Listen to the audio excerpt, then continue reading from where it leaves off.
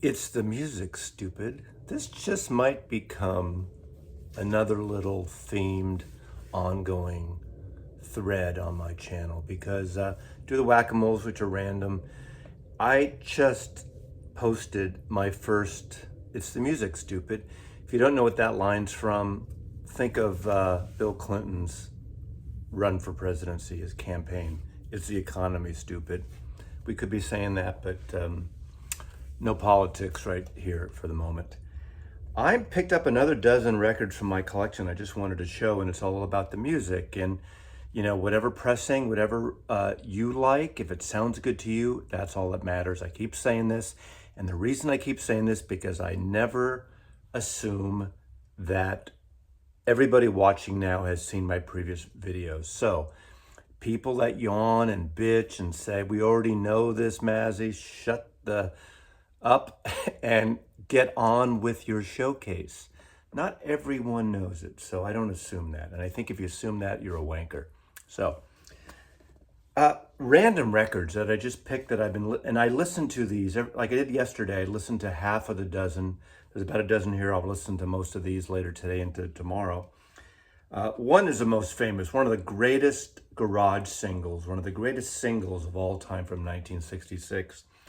And this is my original mono copy of the LP of the Troggs, Wild Thing.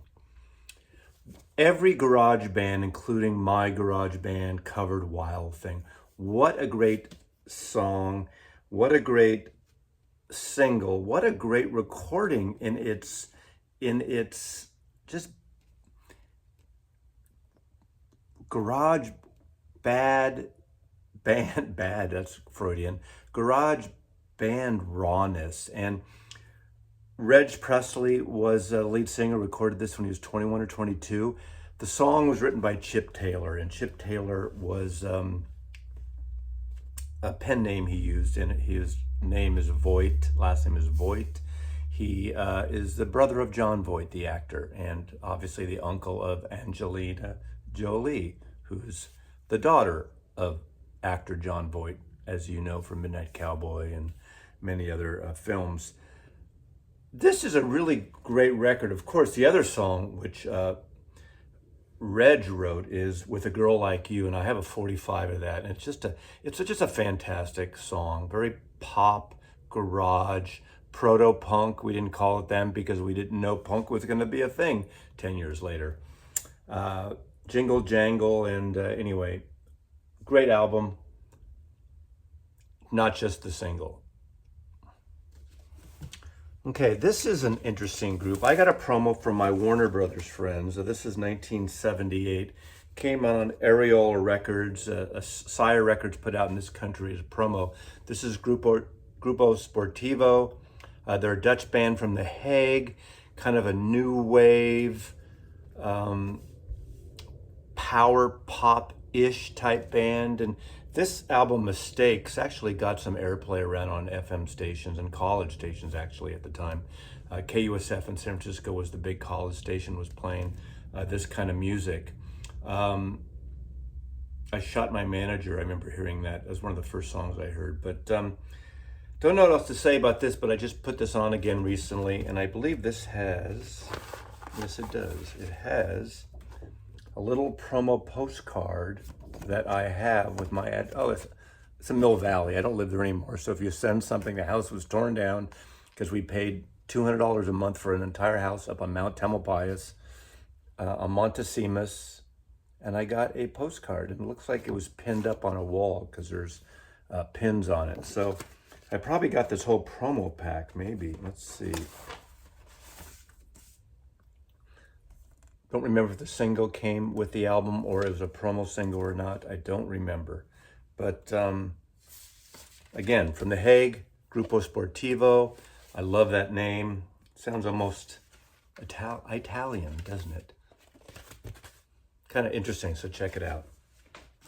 Going in a whole different direction. I'm very into roots music. Into the 70s, I liked country, bluegrass, folk music, singer-songwriter, as well as then, of course, in 76, getting into the punk, sing through the Ramones and the British bands after that. But This is an album from 1972. It's the debut solo album by the great David Bromberg. Uh, of note, of personal note, because I do include personal stories here, 3/5/72 dated. This being your 300th album. Play it beautifully in time to come. Lovingly, Judy. That was my girlfriend at the time, from 1970 to 1973-ish. Would write on my records. Those of you who probably recall that she gave me my first Butcher cover and she actually wrote on the back. But come on, I mean, it's an emotional attachment. Now, the Beatle connection with David Bromberg, of course, is there's a song on here co-written by George Harrison and David Bromberg called The Hold Up, and George plays guitar, slide guitar on it. And it's kind of a fun song. Now, David Bromberg obviously later would play with Bob Dylan on some of his records, toured with Jerry Jeff Walker, and on one of his records, not this one, I don't believe, no, does an amazing version of the Jerry Jeff Walker song, Mr. Bojangles, where he does this long intro talking about Jerry Jeff being in jail, and it's a stunning piece. His guitar playing, mandolin playing, all string instruments. He's like up there in a different way, like Ry Cooder in terms of his playing. The last time I saw him was about 8 years ago with Jorma Kakkonen from Hot Tuna and Jefferson Airplane fame. They played separately and together, and it was wonderful. And this record has a traditional version of the song Delilah, which Delilah's Gone, I believe, was also the title that Johnny Cash did on one of his American albums. But great records here. He does a version of a song, Norman Blake adapted a song on here, who's a great guitar player who's on Rounder Records as well too. So what a great musician, and this is a great album. This is his 1972 solo debut on Columbia Records. Now this is a record that I just love. I got it on CD. This came during this CD era. I think it was on Ryko disc originally, and this was a vinyl version that came out 2013. And this is Josh Rouse's 1972. He's a singer-songwriter, folk-type singer. I believe he came from, I think, in Nashville, but he now lives in Europe. He lives in Spain, I believe. And his records are really warm and wonderful and very personal. And what's interesting about this record, he was born in 1972, and the cover style of the artwork and the musical style of the songwriting, he writes it as if it was a record recorded in 1972 in terms of the songs, whether it's James Taylor or Carole King, Elton John, any of those kind of songwriters. It has that feel, and it's such a beautifully personal record, and it has that lightness without being, wimpy. Is that the right word? I like to say wimpy and wonky and those kind of words. They just roll off the tongue. But I think this is a gorgeous record. I know my friend Chris, the Long Cut, champions Josh Rouse too. I have several of his records. I think I have 3 records on vinyl and the rest on compact discs. He just put out a new one, which I haven't heard yet. But this is on Yep Rock, and I don't know if it's available on vinyl. But if you like that description, you like that period of 1972 records that came out, whether it's Don McLean around that time and those artists, it has that feel. Really well-written songs. Another record and this is from 1977. This is their second record. This is Kate and Anna McGarrigle, the McGarrigle sisters, called Dancer with Bruce Knees. They're from French Canadian. Kate McGarrigle would marry Loudon Wainwright Loudon Wainwright III, and they're the father of Martha Wainwright and Rufus Wainwright. And this album is really lovely. It's produced by Joe Boyd, the expatriate who moved to the UK, would produce the first Pink Floyd single. And he really championed the English folk rock groups of the late 60s, working with bands from Fairport Convention to Incredible String Band to Nick Nick Drake, that whole kind of semi-acoustic sound. There's some French lyrics on here. There's some French singing, American singing, English singing. A great set of musicians. It's got a little bit of a French Nouvelle bluegrass sound, and it's just a beautiful record. Again, this is their second record, and it was on Warner Brothers, produced by Joe Boyd, the McGarrigle sisters, Dancer with Bruised Knees. Really a beautiful record. Going with a record that I remember, this is the first Sonny Terry and Brownie McGee record I got, and I got it when it came out. This came out in 1973, so this is, don't know if this is their final album, but this is a really good record with other guest musicians as well. And it was on A&M Records, 1973. Of course, Sonny Terry and Brownie McGee, great guitar playing and harmonica playing blues duo. The recent album that came out by Ry Cooder and Taj Mahal, Emulate, Get On Board, an early record that Sonny Terry and Brownie McGee recorded for Smithsonian Folkways Records. Opens up with the great traditional, well, People Get Ready, the Curtis Mayfield song, not traditional, but it should be traditional by now. People Get Ready. I think I first heard that, the version I first heard was the Chambers Brothers doing that song on their Time Has Come Today album with that great psychedelic soul, psychedelicized, great record. To Sail Away in here, the great Slave Trade song written by Rainey Newman.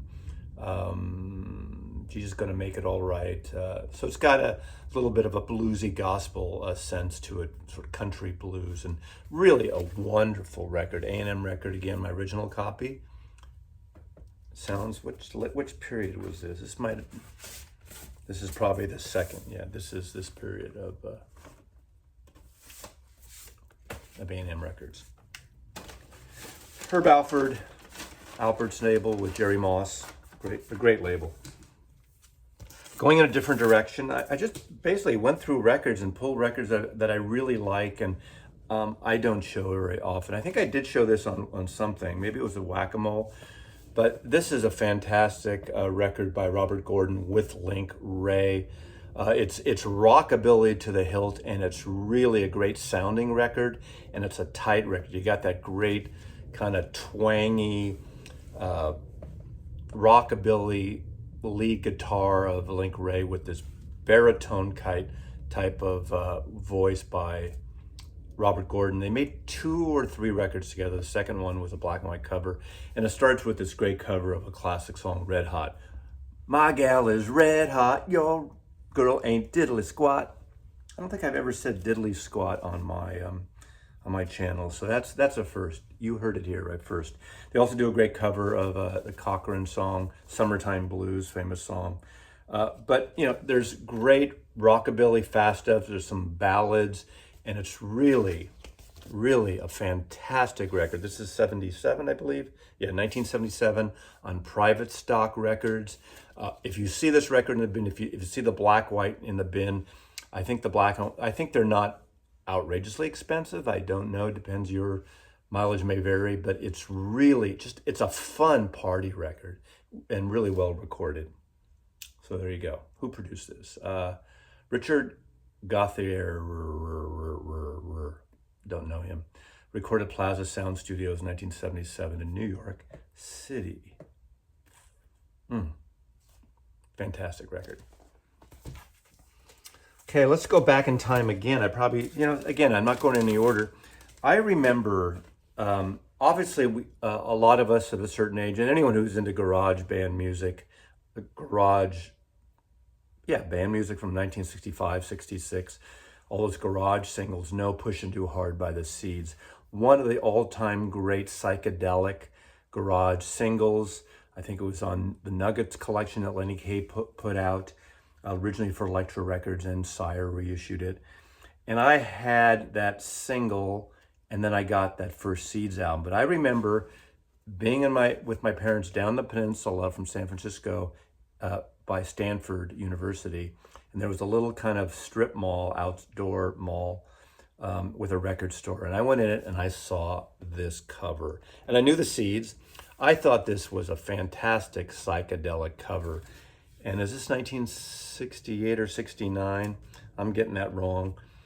And I remember taking this home. This is one weird ass psychedelic garage-like drone record. I mean, what's the song? Fallen by Sky Saxon and Hooper goes on for, what, 7 minutes and 40 seconds. I remember around this time, around mostly into 67, 68, 69, probably 68, 69 more, bands started doing really long ass songs. There's Canned Heat's infamous Boogie 40-minute version on that goes over two sides on one of their double albums. But this, you know, the Seeds, Sky Saxon, Daryl Hooper, Rick Andridge, and Jan Savage were a great, great band. I wish they, you know, I wish they stayed together and did some other stuff. I mean, they made some great records, and they did the one with the spider web, and they did the Pushing Too Hard. I don't remember the order. This might be the third record. Someone's going to correct me if I'm wrong there. But it is it's a hippie psychedelic beat poetry raga style of record, and it's fantastic. And I love this artwork, don't you? I mean, I think that's fantastic. So this is a copy. Now, okay, this isn't the original copy. For some reason, I don't remember why, but this was a punched copy that I got some years later. But I think, let's see, what label? So I don't remember Crescendo, GNP Crescendo. This is not my original. I don't have my original anymore for whatever reason, but it's in pristine shape except for that punch hole. So I will admit if it's not an original, but it sounds friggin' great. It's not an audiophile record, but it's a great psychedelic garage. Should I say masterpiece? I don't know. All right. Now, Terry Reid. Terry Reid, the man who could have been in, what is it, Led Zeppelin? Could have been in Rolling Stones? I don't remember right now, but there's a great album he did on on Epic Records called Bang Bang You're Terry Reid, which is great cover. This is a 70s record. This is 73 on Atlantic Records. This is sort of one of those like mini masterpieces that people really like. In fact, about 6-7 years ago, I don't know if it was a Light in the Attic, one of those reissue labels, put a version with a blue cover, which had an expanded, I have that version, should have pulled it out to show you, that has alternate versions of that album. And this has become, you know, he's got this kind of great guitar playing and great vocals. And this got some FM play, at least in the Bay Area, on KSAN radio when it came out. River Avenue, Things to Try, Live Life, Dream, Milestones. I recommend this record if you like that description, if you like kind of bluesy rock with a little bit of a folk thing going, a little bit of that Led Zeppelin, but it's not hard, loud like Led Zeppelin. I think, this is the picture they used on that reissue cover. They kind of did a reverse, I forgot about that, a reverse thing. But it's just a really good record. David Lindley's on it. The great guitar player David Lindley plays steel and slide guitar. I forgot about that. Willie Bobo, the great percussionist, two Latin percussionists, is on here too. So fantastic record. Cover photographs by Barry Feinstein, who did All Things Must Pass. There's a little Beatle connection, if you will. What a lovely photograph that is. So Terry Reid, River. Okay. One of my favorite artists who started out as a Christian artist and then got signed to Virgin Records and was married for a number of years to T-Bone Burnett, and that's Sam Phillips. And I know you're thinking of the Sam Phillips who produced Elvis Presley, but this is a woman, Sam Phillips. And I always show her debut album on Virgin, The Incredible Wow, which is a gorgeous power pop masterpiece in my opinion. And Martinis and Bikinis is probably my favorite of hers. But this album is one she did somewhat later, and this was in 2001. Originally came out on CD. The vinyl just came out 2 years ago, I believe. I don't think it's still available on Non Such Records. And this is Fan Dance, produced by T-Bone Burnett. It's got that crunchy kind of acoustic instrumentation that T-Bone Burnett is famous for, where he takes all these great different kinds of guitars and string instruments and percussive, and he's got a very organic feeling, which I really like. Her songwriting is fantastic, and her vocal style is just sublime. Fan Dance, it's a beautiful record. It's got a great mood to it. Highly recommended. I mean, you know, you can't put a top 10 on things like this when all these records are different. And again, music is not a competition, even though I do talk out of both sides of my mouth and I do rankings. But it's kind of fun. People like it. But these videos aren't meant to be rankings. Fan Dance by Sam Phillips. Anything by Sam Phillips. She actually now self-produces her recent albums. The last 3 albums, maybe, she's released directly. You can download great music from her site. Sam Phillips, she plays at Largo, the club, every once in a while down in Los Angeles. Is it Key Largo or Largo? I hadn't been there in years. But she's part of that LA scene. She actually scored the music for that TV show, The Gilmore Girls. So those soundtracks are really interesting. And lastly, she appeared, because of the album cover of Martinis and Bikinis, the director of Die Hard, is it Die Hard with a Vengeance, the one with Jeremy Irons, who played the brother of, and Samuel Jackson, of course, Bruce Willis. She played the quiet cohort of Jeremy Irons, the bat. She had that great face, and the director just saw her on her album cover, Martinis and Bikinis, and hired her because of that picture. She didn't really have to act much, but it was just sort of great because I always liked Sam Phillips, and so I thought that was really interesting. So there you go. 2 more, or 2.5 more in a way. This pressing, this is Matthew's Sweet Girlfriend. This album he made when I think this is his third album maybe, 1991. Yeah, 91. See, I know things occasionally. This is the great actress Tuesday Weld on the cover. I love that photograph. I think Matthew Sweet was breaking up with his wife, going through a divorce at the time, made this album. This is one of those perfect power pop albums. Very Beatles-ish.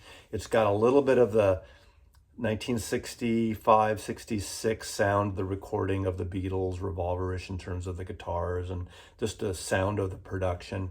And it's really a beautiful album. I had this CD for years, and this is, in this particular group, this is the only, quote, audiophile. Now, I don't know if this is, this is from the original 100% master tapes, and he tells us the 100%, unlike some companies, master tapes.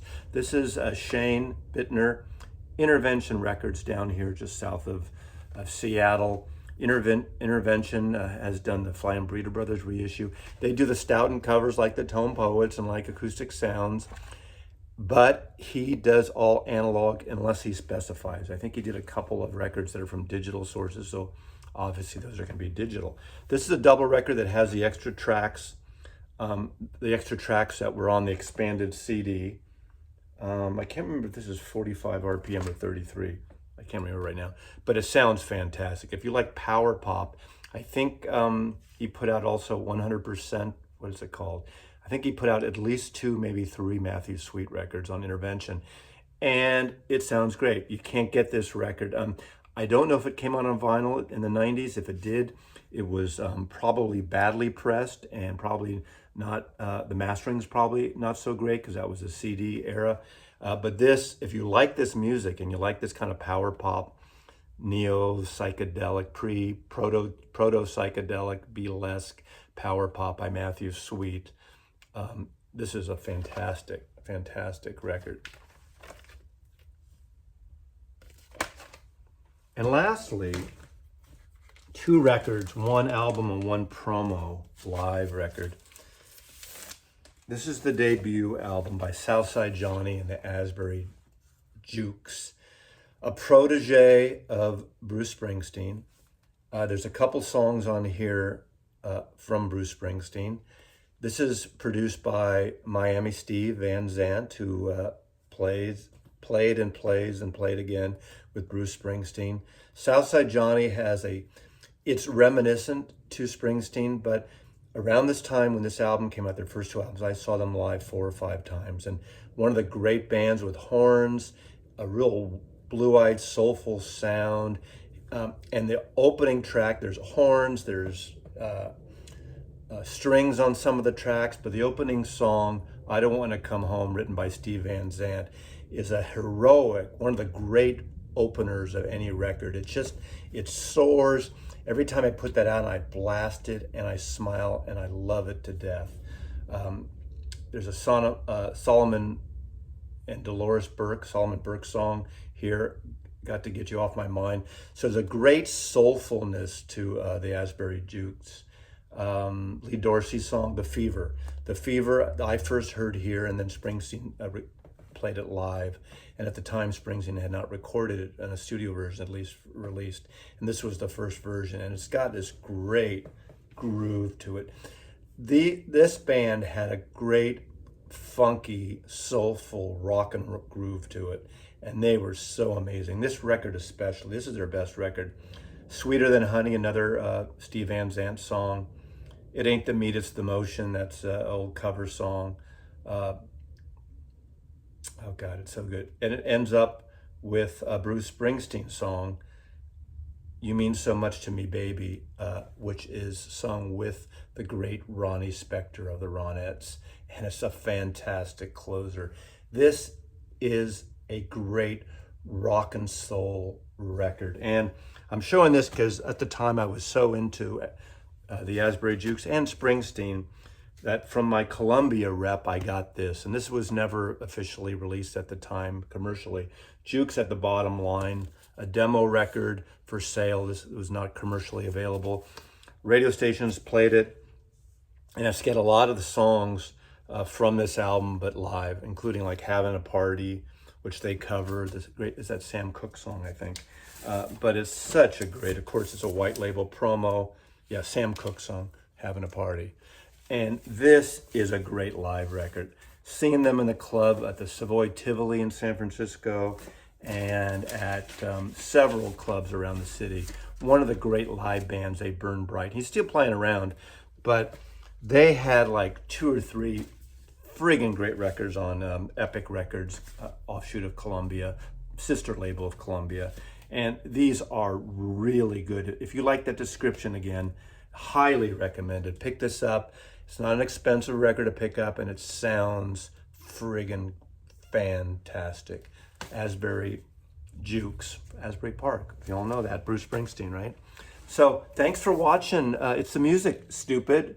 And I'm not calling you stupid. So if any of you wankers thinking, taking this personal, that's on you, not on me. So thanks for watching. If you want me to do more of these, let me know, because I think I want to do these once in a while because it allows me to dig deep and pull out of my collection, not just the new stuff, which I like too. So Mazzy loves you. Take a pair. Trip over my lips. I don't edit these out.